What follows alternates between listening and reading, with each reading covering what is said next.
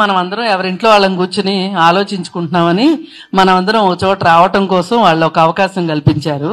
సరే, దీన్ని మనం అందరం సంఘటితంగా ఉన్నాము అనే ఒక మెసేజ్ని మట్టుకు వాళ్ళకి ఖచ్చితంగా ఇవ్వాల్సిన అవసరం ఉందని ఇక్కడ అందరి అభిప్రాయం, నా అభిప్రాయం కూడా.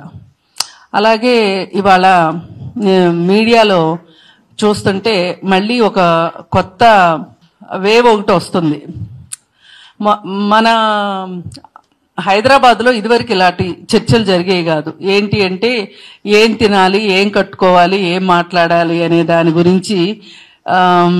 అంటే అది చాలా చిన్నగా జరుగుతుందని మనం అనుకుంటున్నాం, కానీ ఒక మధ్య తరగతి మీద అది చాలా ప్రభావం చూపిస్తుంది. ఒక హోమ్ మినిస్టర్ చీరే కట్టుకోవాలి అని ఒక ఆవిడ చెప్తుంది. ఇప్పుడు అసలు మన భారతదేశం ఎంత విశాలమైంది, ఇక్కడ ఎన్ని రకాల వస్త్రధారణలు ఉన్నాయి, ఎన్ని సంస్కృతులు ఉన్నాయి, ఎన్ని సంస్కారాలు ఉన్నాయి అనేది మర్చిపోయి, అంటే వాళ్ళకి అసలు ఇది హిందూ దేశమేనా అని మాట్లాడుతుంది.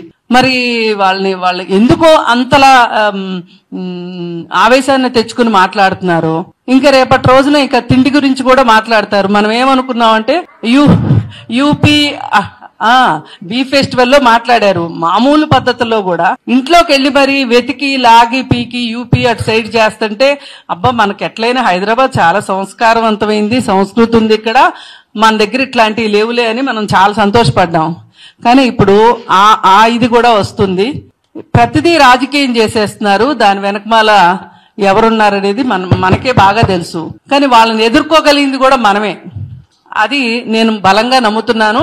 అది మనం కలిసి ఉంటేనే చేయగలం. ఇలా సమస్య వచ్చినప్పుడు మాట్లాడుకోవటం కాకుండా ఇవన్నీ మనం ఎప్పుడో మాట్లాడేశాం కదా అని చెప్పి మనం కొంచెం ఒక రకంగా కాస్త పాస్ తీసుకుంటున్నామేమో అనిపిస్తుంది.